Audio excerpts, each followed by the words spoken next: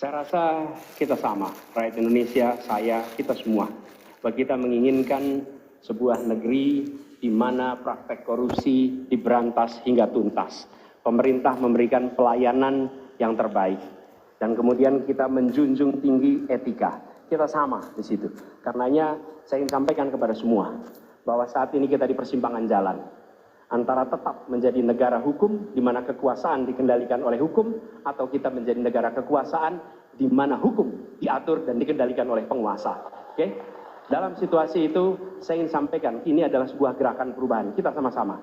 Kita ingin mengembalikan tetap menjadi negara hukum di mana kekuasaan dikendalikan. Dan saya ingin sampaikan bahwa etika dijunjung tinggi. Ketika terjadi pelanggaran etika, jangan bersembunyi di balik keputusan hukum. Justru kita harus mengatakan bahwa tugas dari pimpinan tertinggi memberi contoh. Bila ada pelanggaran etika, maka itu adalah mendasar. Bila tidak, maka ke bawah, ke seluruh rakyat, semua akan kompromi. Dan praktek orang dalam yang tadi saya sampaikan akan merusak sendi-sendi kehidupan bernegara kita. Rusak kita. Karena itulah penting sekali kita menjunjung tinggi etika. Dan itu dilakukan oleh siapa? Dari mulai calon presiden sudah diuji. Apa dia kompromi atau tidak pada etika. Okay? Lalu bagi anak-anak muda. Anak-anak muda kita semua menyadari pemilu ini tentang masa depan. Anda pemilih masa depan. Saya yakin Anda akan memilih yang serius untuk jadi presiden. Bukan yang main-main untuk jadi presiden. Dan ketika kita berbicara tentang masa depan, maka saya ingin sampaikan kepada semua, kebebasan berpendapat akan dijamin. Kita tidak mengizinkan lagi situasi di mana orang takut. Maka itu saya sampaikan, Wakanda no more, Indonesia forever. Baik, waktu Anda habis, Bapak. Baik. Terima kasih, saudara-saudara sekalian. Kita harus selalu ingat bahwa kemerdekaan ini didapatkan melalui proses yang sangat panjang, perjuangan yang sangat panjang, berganti-ganti negara-negara lain datang menindas kita, merampas kita, dan ini adalah hukum sejarah manusia. Yang kuat akan menindas yang lemah. Kita bersyukur kita sudah bangun suatu negara yang memiliki demokrasi dengan segala kekurangannya. Kita bersyukur semua pemimpin telah membantu menambahkan kemajuan kita. Kita ingin lebih maju, kita ingin lebih baik, kita ingin lebih adil, kita ingin hilangkan kemiskinan, dan kita ingin hilangkan korupsi. Kita negara yang sangat kaya, kekayaan kita luar biasa.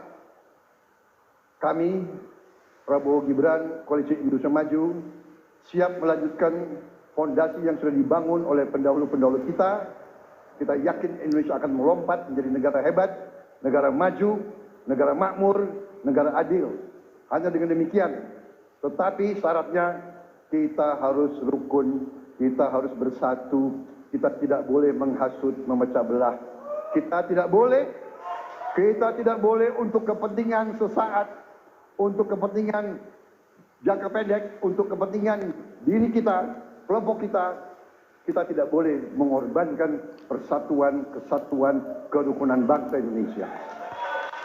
Hanya dengan kerukunan, hanya dengan kearifan, hanya dengan kebersihan jiwa, tidak dengan permainan kata-kata retorika, tapi sungguh-sungguh cinta tanah air, Indonesia akan maju. Habis. Negara hebat. Terima kasih. Terima kasih. Baik. Ya, dan yang terakhir. Ini panggilan sejarah buat Ganjar Mahfud. Ganjar seorang anak polisi berpangkat tidak tinggi, bertugas di kecamatan. Pak Mahfud, bapaknya pegawai kecamatan.